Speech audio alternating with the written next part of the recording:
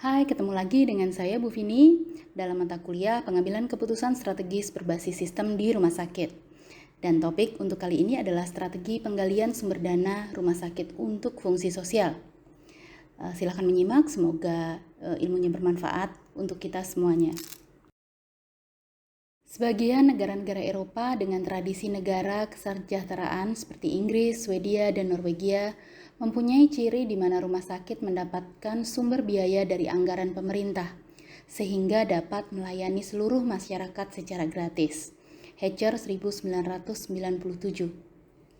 Hal serupa juga ditemukan di Amerika Serikat yang berbasis pada pasar bahwa masyarakat yang mampu akan membeli asuransi kesehatan, sedangkan yang tidak mampu dibiayai oleh Medicaid dari pemerintah. Selain subsidi pemerintah, rumah sakit tetap mendapatkan bantuan berupa dana-dana kemanusiaan dari masyarakat. Nah, bagaimana dengan keadaan di Indonesia? Terlebih dahulu kita akan memahami peran pemerintah pusat dan daerah di dalam konteks desentralisasi. Saat ini di Indonesia sedang berlangsung sebuah reformasi yang dipicu oleh keluarnya Undang-Undang Nomor 22 dan Nomor 25 Tahun 1999 yang diamandemen oleh Undang-Undang Nomor 34 Tahun 2004, Peraturan Pemerintah Nomor 25 Tahun 2000 dan berbagai peraturan pemerintah yang mengatur desentralisasi serta perimbangan keuangan pusat dan daerah. Kebijakan desentralisasi dalam pelayanan kesehatan sudah diperkenalkan sejak zaman kolonial Belanda. Mengacu pada Stabblad nomor 229 tahun 1917, nomor 566 tahun 1935, dan nomor 582 tahun 1936. Kemudian setelah kemerdekaan, tepatnya tahun 1987. Setelah itu dikembangkan peraturan-peraturan pemerintah yang disusun oleh bangsa Indonesia sendiri. Nah, dari sini kita bisa lihat bahwa kebijakan desentralisasi tentang pelayanan kesehatan sudah dimulai beberapa tahun, bahkan saat masih penjajahan Belanda. Yang kedua, kita akan mengenal prospek subsidi dari pemerintah. Pelayanan kesehatan termasuk rumah sakit menurut konsep negara kesejahteraan merupakan public goods yang harus dibiayai oleh pemerintah. Jadi di negara-negara seperti Inggris, Norwegia, biasanya negara-negara yang berbentuk kerajaan, kesehatan dianggap sebagai kebutuhan publik yang harus dibiayai oleh pemerintah. Konsep ini membutuhkan masyarakat yang taat dan kuat membayar pajak atau pemerintah yang mempunyai sumber daya ekonomi yang kuat seperti negara Brunei dan Kuwait. Di negara kaya ada model lain di mana bantuan pelayanan rumah sakit melalui mekanisme pajak hanya diberikan untuk keluarga miskin saja. Sedangkan bagi yang mampu diharapkan membayar sendiri melalui mekanisme asuransi kesehatan ataupun membayar langsung. Dengan model ini dikenal konsep social safety net, jaringan pengaman sosial, di mana pemerintah hanya membiayai bagi yang kurang mampu dan yang mampu memberikan subsidi silangnya kepada orang-orang yang kurang mampu dengan cara membayar ataupun mengikuti asuransi kesehatan. Di Indonesia, kebijakan social safety net dilakukan akibat krisis moneter yang terjadi pada tahun 1997. Program JPS ini merupakan kebijakan nasional pertama setelah kemerdekaan untuk memberikan subsidi langsung kepada masyarakat miskin untuk mendapatkan pelayanan rumah sakit. Contoh subsidi untuk rumah sakit pemerintah yaitu subsidi biaya rutin untuk gaji pegawai, subsidi biaya operasional rumah sakit, subsidi obat, subsidi untuk pembangunan rumah sakit atau pembelian alat yang berasal dari hutang luar negeri oleh pemerintah pusat. Program safety net di Indonesia tidak cukup mendapat dana. Akibatnya jumlah dana subsidi tidak cukup untuk memenuhi harapan berbagai pihak termasuk tenaga medik yang menangani pasien. Jaring pengaman sosial, situasi baru muncul ketika di awal tahun 2005 pemerintah berusaha mengurangi subsidi BBM dan menambahkan subsidi ke sektor kesehatan. Jadi pada tahun 2005 ini diadakan pengalih fungsian subsidi dari subsidi ke bahan bakar minyak dialihkan ke subsidi sektor kesehatan. Dan pada saat itu tetap saja bergolak, masyarakat tetap tidak bisa menerima, susah juga mengatur masyarakat kita yang jumlahnya sangat banyak karena subsidi BBM ini memang dialihfungsikan untuk sektor kesehatan yang dirasa lebih penting. Dana pembiayaan kesehatan pemerintah pusat. Dana ini terbagi menjadi dua, yaitu dana langsung dari pemerintah pusat dan dipergunakan di provinsi atau kabupaten atau kota. Yang kedua adalah dana yang diberikan oleh pemerintah daerah dan masuk sebagai APBD. Biasanya diperuntukkan untuk pembangunan fasilitas kesehatan. Dana sektoral Departemen Kesehatan atau disebut dengan dana dekonsentrasi kesehatan. Definisi umum dari dana dekonsentrasi adalah dana pemerintah pusat yang digunakan untuk membiayai tugas-tugas perbantuan atas azas dekonsentrasi. Dan definisi operasional dari dana dekonsentrasi adalah dana yang digunakan untuk membiayai pelaksanaan urusan dan kewenangan pemerintah pusat di daerah dan diserahkan secara hierarkis ke pemerintah. Nah, dana sektoral atau dana dekonsentrasi pembangunan DEPKES dalam miliar rupiah ditunjukkan pada grafik berikut ini, bahwa dari tahun ke tahun, dari mulai 95 sampai 2002 terjadi peningkatan pada dana dekonsentrasi untuk pembangunan untuk Departemen Kesehatan. Ini artinya bahwa pemerintah sudah mulai menitik beratkan sektor kesehatan jauh sebelum pandemi ini terjadi. Dana program kompensasi pengurangan subsidi bahan bakar minyak PKPS BBM bidang kesehatan. Dana PKPS BBM disediakan pemerintah pusat ketika pemerintah mengeluarkan kebijakan menaikkan harga BBM. Dari total dana PKPS BBM sebesar 4,4 triliun, DEPKES mendapatkan alokasi dana sebesar 945,9 miliar pada tahun 2003 untuk menyediakan pelayanan kesehatan gratis bagi keluarga miskin. Jadi sebenarnya kalau kita amati dana yang diberikan kepada Departemen Kesehatan dari alokasi dana pengurangan BBM juga tidak semuanya. Yang diberikan hanya mungkin seperempat ya, 945 miliar dari 4,4 triliun. Jadi tetap ada subsidi untuk BBM. Dan yang 945 miliar ini dikonsentrasikan untuk memberikan kesehatan gratis bagi keluarga miskin. Anggaran biaya tambahan atau ABT. Anggaran biaya tambahan kesehatan tahun 2003 adalah sebesar 345 miliar rupiah untuk seluruh Indonesia.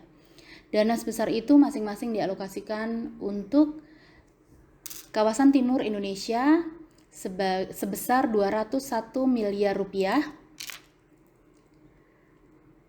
pengadaan 3 unit mobil hospital rumah sakit yang mudah dipindahkan sebesar 66 miliar rupiah. Yang kedua, dialokasikan untuk kawasan barat Indonesia, terutama daerah-daerah yang dimekarkan sebesar 78 miliar. Hal ini dibagi dengan cara seperti ini mengingat ada banyak sekali kekurangan alokasi dana bagi daerah-daerah di bagian Indonesia Timur. Sehingga dengan adanya penambahan biaya ini membantu mereka untuk mendapatkan fasilitas kesehatan dengan lebih mudah. Pembagian dan pengalokasian dana tersebut tidak ditentukan oleh Departemen Kesehatan sendiri, tetapi atas diskusi dan negosiasi, argumentasi dan persetujuan Dewan Perwakilan Rakyat. Dana alokasi umum. Dana alokasi umum adalah pembiayaan kesehatan pemerintah daerah masuk dalam APBD yang bersumber dari pemerintah pusat. Konsekuensi dari otonomi daerah adalah perubahan sistem administratif yang berlaku selama ini, yang sebelumnya tersentral di pusat menjadi otonomi daerah. Daerah dituntut lebih otonom baik dalam menjalankan pemerintahannya maupun dalam mendanai keuangan daerahnya. Sedangkan kemampuan satu daerah dengan daerah yang lain tidaklah sama untuk menunjang pelaksanaan otonomi daerah tersebut. maka pemerintah pusat memberikan kebijakan transfer kepada daerah dalam bentuk dana alokasi umum atau DAU. Pada diagram ini bisa kita lihat bahwa dana daerah dan dana alokasi umum sektor kesehatan tahun 2001 dan 2002 dalam miliar rupiah sangatlah terjadi peningkatan yang signifikan. Hal ini terjadi ketika adanya krisis moneter yang terjadi pada tahun 1998 ketika ada transisi kepemimpinan dari Presiden Soeharto ke Presiden B.J. Habibie. Dan di sini bisa kita lihat bahwa peningkatan dana alokasi umum untuk sektor kesehatan menjadi sangat besar untuk membantu masyarakat miskin yang tidak mampu membiayai pengobatan mereka. Dana alokasi khusus non-reboisasi bidang kesehatan. Dana desentralisasi lainnya untuk bidang kesehatan adalah dana alokasi khusus atau disebut DAK non-reboisasi. Dana ini dipakai untuk membiayai peningkatan daya jangkau dan kualitas kesehatan masyarakat di kabupaten atau kota. Misalnya rehabilitasi gedung puskesmas, pengadaan puskesmas keliling, perairan dan atau roda 4 untuk menunjang pelayanan kesehatan dan peningkatan fisik puskesmas. Pada prinsipnya, pengalokasian dana alokasi khusus diprioritaskan untuk daerah-daerah yang memiliki kemampuan fiskal rendah atau di bawah rata-rata. Daerah tersebut antara lain Provinsi Papua, Provinsi Nangro Aceh Darussalam, kawasan timur Indonesia, wilayah perbatasan, daerah pesisir dan kepulauan, daerah pasca konflik, daerah hilir aliran sungai, rawan banjir, dan daerah terpencil. Namun untuk pengembangan di tahun 2020 dan 2021 ini, hal tersebut sudah tidak banyak kita temui lagi karena pemerintah memaksimalkan pembangunan infrastruktur di bidang kesehatan bagi daerah-daerah tersebut, sehingga tidak ada lagi perbedaan perhatian dari pemerintah pusat untuk wilayah-wilayah terpencil. Potensi sumber pembiayaan dari pemerintah daerah. Ada 4 tipe daerah yang mungkin terjadi. Yang pertama adalah daerah yang mempunyai kekuatan ekonomi pemerintah kecil namun kekuatan ekonominya besar, daerah yang mempunyai kekuatan ekonomi pemerintah daerah yang besar dan kekuatan ekonomi masyarakat yang besar pula. Ada juga daerah yang mempunyai kekuatan ekonomi pemerintah yang kuat namun kekuatan ekonomi masyarakatnya kecil. Ada juga daerah yang mempunyai kekuatan ekonomi pemerintah daerah yang kecil dengan kekuatan ekonomi masyarakat yang kecil pula. Nah, untuk mengatasi hal tersebut, pemerintah daerah memiliki strategi-strategi khusus dalam mengatasi kondisi tersebut, sehingga strategi atau program-program yang dijalankan adalah disesuaikan dengan kondisi wilayahnya. Yang ketiga, kita akan membicarakan tentang prospek subsidi dari dana kemanusiaan. Mekanisme sumber biaya yang dapat diidentifikasi, yang pertama adalah menggunakan model subsidi silang, yang kedua menggunakan manajemen kas, yang ketiga bersumber dari sumbangan dokter, yang keempat bersumber dari pemberi dana kemanusiaan perorangan. Jadi sumber biaya kemanusiaan ini bisa dari mana saja, dan selama mengatasnamakan kemanusiaan, maka hal ini digunakan untuk mensupport pemberian layanan kesehatan kepada masyarakat yang kurang mampu. Mengapa sumbangan kemanusiaan semakin menurun? Beberapa faktor yang mengakibatkan mundurnya dana kemanusiaan, diantaranya adalah peraturan pemerintah yang mengharuskan semua bantuan donatur luar negeri melalui pemerintah. Pergeseran orientasi donatur dari Eropa Barat ke Eropa Timur yang telah terlepas dari kekuasaan komunis. Ada juga adanya pergeseran minat para donatur yang sekarang lebih tertarik pada bidang-bidang sosial, pendidikan, agama, dan makanan. Yang terakhir adalah tidak adanya kebijakan pemerintah memberikan keringanan pajak bagi para wajib pajak yang menjadi donatur kemanusiaan. Hal ini sangat membutuhkan perhatian dari pemerintah untuk memiliki peraturan pemerintah yang spesifik mengatur hal-hal tersebut agar para donatur tidak mengalami kesulitan dalam melakukan kegiatan kemanusiaannya, karena pada dasarnya setiap perusahaan memiliki program pertanggungjawaban sosial kepada masyarakat di sekitar, sehingga hal tersebut rutin mereka lakukan. Program-programnya akan selalu dijalankan untuk membantu masyarakat, terutama untuk bidang kesehatan, sehingga harus diperhatikan oleh pemerintah pusat untuk meringankan mereka terkait pajak. Karena mereka juga telah membantu masyarakat kita, maka mereka layak mendapatkan keringanan pajak.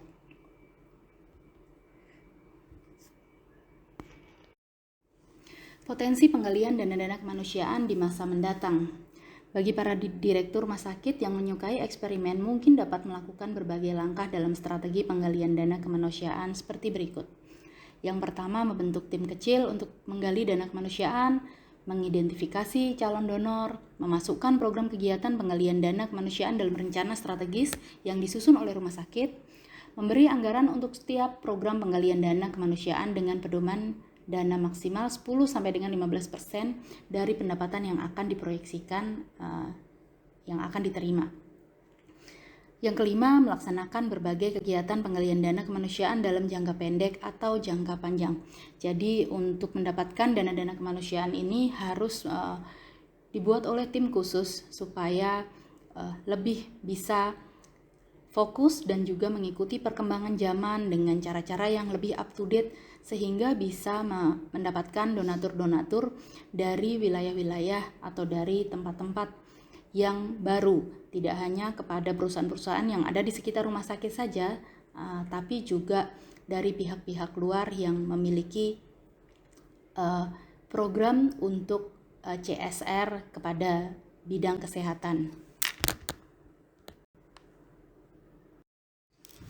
Nah, itu tadi paparan dari tema kita kali ini tentang strategi penggalian sumber dana rumah sakit untuk fungsi sosial. Pertanyaan diskusi yang pertama untuk kita diskusikan di kelas nanti adalah yang pertama tentang bagaimana pendapat kalian tentang peran pemerintah di dalam mendapatkan sumber dana bagi rumah sakit untuk fungsi sosial. Apa yang kalian ketahui dan jelaskan pendapat Anda. Yang kedua, pemerintah tentu saja sudah memiliki program-program yang diatur dengan undang-undang yang memberikan kepercayaan kepada pemerintah daerah untuk mengelola dana kesehatan bagi masyarakat. Apakah menurut kalian program otonomi daerah untuk kebutuhan pelayanan kesehatan masyarakat ini sudah tepat, atau yang kalian temukan ada kejanggalan-kejanggalan atau bahkan mempersulit di saat-saat pandemi kemarin? Tolong jelaskan supaya kita bisa sama-sama mengetahui apakah otonomi daerah untuk bidang kesehatan ini masih diperlukan. Yang ketiga,